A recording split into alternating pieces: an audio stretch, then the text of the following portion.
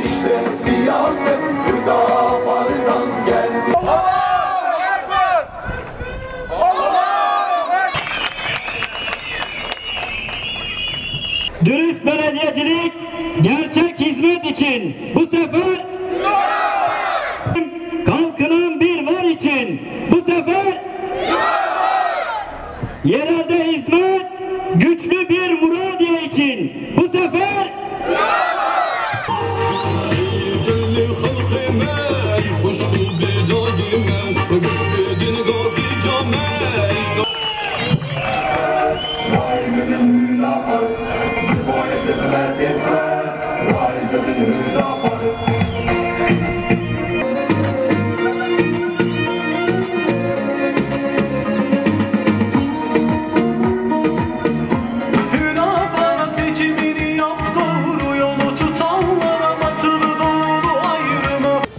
Değerli Muradiye halkı, yaklaşık 5 aydır sahada siz halkımızın arasındayız.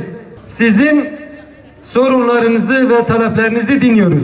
Siz bize dediniz ki Van'ın en kadim ve eski ilçesi olan Muradiye neden bir köye dönüştürüldü? Nüfusu artmasına rağmen neden ilçemiz nüfusu azalıyor? Bu göç sorununa neden çözüm bulunamıyor? İlçemiz su cenneti iken Muradiye Ovası neden susuzluktan tarım yapılamaz hale getiriliyor? Yollarımız çukur, çamur ve çöpten geçilmiyor. Altyapımız olmadığı halde neden defalarca asfalt, kaldırım ve peyzaj çalışmaları yapılarak kaynaklarımız israf ediliyor, peşkeş çektiriliyor? İnsanlarımız neden köylerden şehrimize gelemiyor, şehirden köye geri gidemiyor? Bu ulaşım sorununa bir çözüm bulunamayacak mı? Kendi çıkarını değil, toplumun menfaatini, maslahatını düşünen bir yönetim olmayacak mı? Muradiye'miz içler acısı bir durumda. Geçimini sağlayamadığı için gurbette zayi olan gençlerimiz ve ailelerimizin durumu ne olacak? İş yapamaz hale geldiği için iş yerini kapatan esnafımızın durumu ne olacak? Bu kötü gidişe dur demenin vakti geldi değerli Muradiye halkı. Muradiye'mizi yaşanılabilir bir hale getirmenin vakti geldi inşallah. 31 Mart'ta bu pazar hep birlikte inşallah bu kötü gidişata dur diyeceğiz. İdi bese emibizin inşallah. Bunca sorundan sonra biz neyi gördük? Evet değerli Muradiye halkı, insanca bir muameleye, gerçek ve adil bir hizmete, emin ve güvenilir bir yönetime, ehliyet ve liyakat sahibi idarecilere hasret kaldığınızı gördük değerli Muradiye halkı. Şimdi Muradiye'mizi bu sıkıntılardan kurtaracak, marka şehir haline getirecek projelerimizi inşallah açıklayacağım. Dönemimizde aynı şehirde yaşamanın gereği olarak herkes eşit hizmet, adil muamele görecek ve siyasi görüşüne bakılmaksızın her türlü hizmeti alacaktır inşallah. 31 Mart'ta inşallah belediye başkanı olarak seçildiğimizde şehrin emini olarak belediyenin malını, yetim malını korur gibi koruyacak ve halkın hizmetine sunacağız. Şehrimizi daha güvenilir, huzurlu ve yaşanır şehirler haline getireceğiz. Halkımızı dürüst belediyecilik ile tanıştıracağız. Gerçek hizmeti ayağınıza getireceğiz inşallah. Adalet, emanet, hakkaniyet, ehliyet ve liyakat bizim yönetim anlayışımızın temel ilkesidir. Belediyenin kaynakları ve imkanları tüm halkımızındır. Hiçbir ayrım yapılmaksızın herkes belediyemizin hizmetlerinden yararlanacak. Hiç kimse kendisini öteki olarak görmeyecektir. Evlenmek isteyen evlilik çağına gelmiş gençlerimize evlilik yardımı yapılacak. Belediye bünyesinde oluşturulacak evlilik fonu ile beyaz eşya ve çeyiz yardımı yapılacaktır inşallah. Belediyemiz bünyesinde işletmeler, atölyeler ve üretim merkezleri kurulacak. Hem kaliteli ucuz ürün üretimi yapılacak hem de iş arayan insanlarımız için istihdam alanları açılmış olacaktır. Doğal ve organik tarımsal ürün, sebze ve meyve yetiştiriciliği, modern tekniklerle seracılık ve hayvancılığın gelişmesi için gerekli olan altyapıyı hazırlayarak Muradiye Ovamızı bir üretim ve istihdam merkezi haline getireceğiz inşallah. Muradiye çiftçisinin Sarımamet ve Morgedik barajlarından faydalanması için gerekli çalışmaları yapacak. Van Gölü'ne dökülen Bendimayı çayını Muradiye Ovası ile buluşturacağız inşallah. Bendimayı çayının Muradiye Ovası'na ulaştıracak baraj, kanal gibi projelerin uygulanması için Belediyenin bütün imkanları seferber edilecektir inşallah. Muradiye Ovası sadece Muradiye halkına değil, Van, çevre iller, belki de bütün bir Doğu Anadolu bölgesine yetecek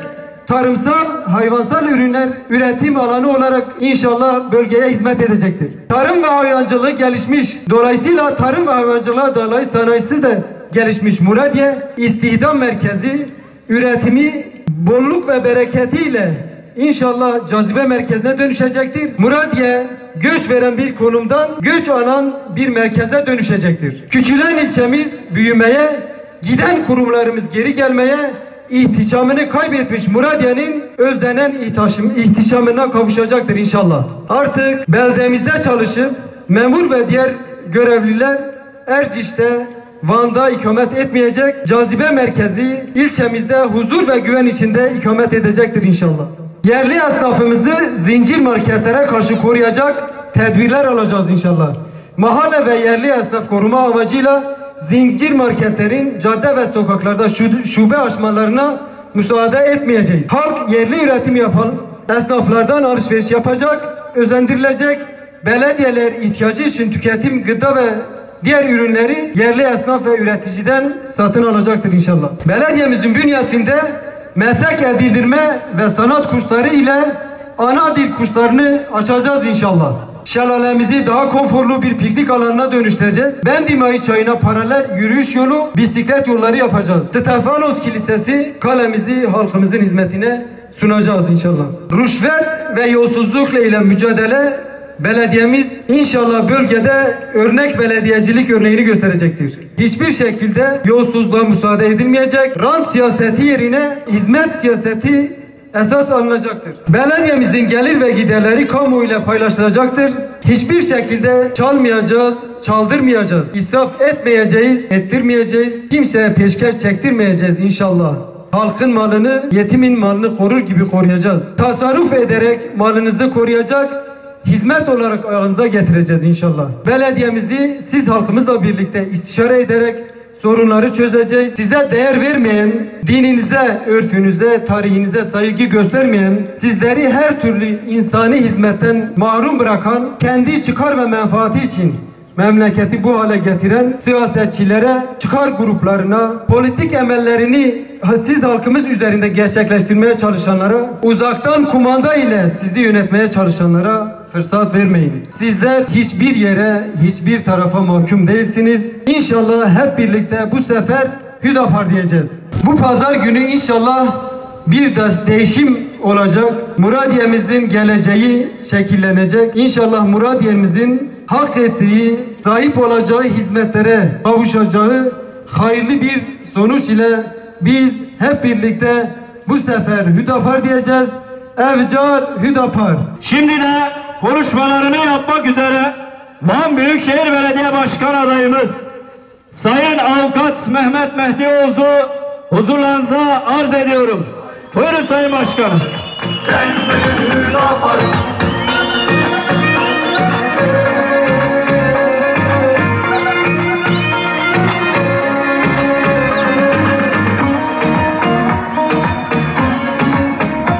Değerli Muradiye halkımız, değerli kardeşlerim, değerli büyüklerim, değerli bacılarım, hepiniz hoş geldiniz, sefalar getirdiniz.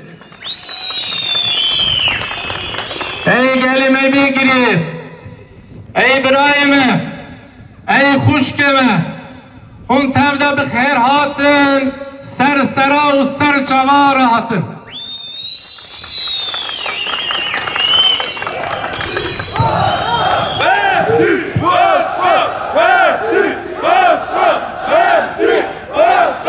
Eksik olmayın. Allah sizden razı olsun. Değerli kardeşlerim, Muradiye'yi ve Muradiye halkını çok seviyoruz. Maalesef işin acı tarafı şu ki Türkiye'de siyaset kurumu da çok ciddi itibar kaybetmiş. Artık insanlarımızın siyaset kurumuna olan güveni en dip noktaya vurmuş durumda değerli kardeşlerim. İşte Allah'ın izniyle biz Hüdapar olarak siyaset kurumuna yeniden itibar kazandıracağız Allah'ın izniyle.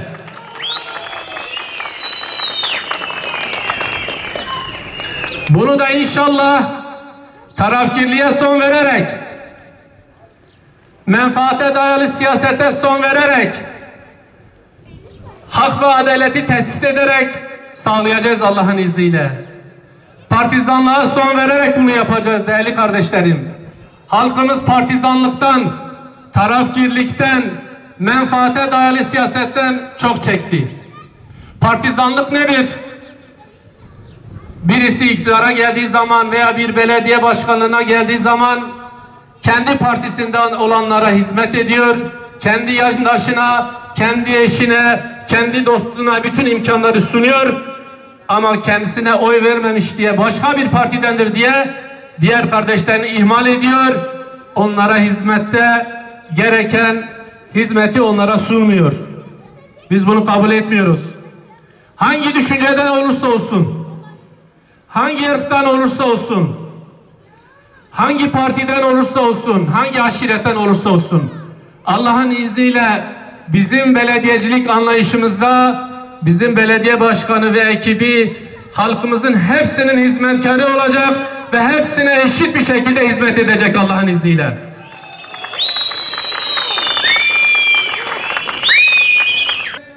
Menfaate dayalı siyaset anlayışı siyaset kurumumuzu çürütmüş.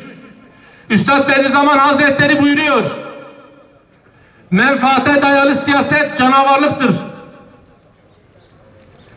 Değerli kardeşlerim, her seçim döneminde siyasi partiler aramıza karışıyorlar. Evlerimize geliyorlar. Köylerimize geliyorlar. Ve bizlere vaatte bulunuyorlar, menfaat vaadinde bulunuyorlar. Diyor ki bir hacı amcamıza uğruyor. Diyor ki hacı, dengi huneke kurete iştane tıraybı deme tamamen. Diğer yere uğruyor, diyor ki falan kardeşim sen sesini çıkarma. Senin işin tamam, senin yolu yapacağız, senin sokağını yapacağız. 2014'te bir köye gitmiştik. Dedi ki geldiler bize, dediler ki bize oy verin, sizin köyünüze liman yapacağız. Dedi biz de o kadar sevindik, dedi çok şükür bizim köye de liman geliyor. Dedi oyu verdik, gittiler bir daha gelmediler. Değerli kardeşlerim, bize menfaat için gelenlere şunu söylemek durumundayız. Söylemeliyiz. Bakın siyasetçileri eleştiriyoruz ama biraz da kendimizi de gözden geçirmeliyiz değil mi? İğneyi kendimize, çuvaldızı da başkasına batıralım. Bu siyasetçiler bizi nasıl menfaatle kandırıyorlar? Demek ki bizim de biraz o tarafa meylimiz var. Ama bize gelen siyasetçilere desek ki kardeşim, bize menfaatten bahsetmeyin. Bizden torpilden bahsetmeyin. Gidin adil olun, dürüst olun. Bu millete adil bir şekilde hizmet edin. Eğer benim çocuğum hak etmişse, benim çocuğumun işe girmesi haksa zaten benim çocuğumu işe alacaksın. Ama maalesef siyasetçiler, biz bunu onlara söylemediğimiz için, onlar da bizi kandırdıkları için başa geldiği zaman menfaati kime veriyorlar? Menfaati kiminle bölüşüyorlar? Kendi yandaşıyla, eşi, dostuyla. Biz de hepimiz gariban bir şekilde izliyoruz. Hüdapar'ın siyaset anlayışında bugüne kadar on binlerce insanımızı ziyaret ettik. Hiç kimseye şahsi menfaat vaadinde bulunmadık değerli kardeşlerim. Biz hiç kimseye şahsi menfaat vaadinde bulunmuyoruz. Biz herkes için hak, adalet ve hizmet vaat ediyoruz değerli kardeşlerim. Değerli kardeşlerim, siyasetteki bu dönüş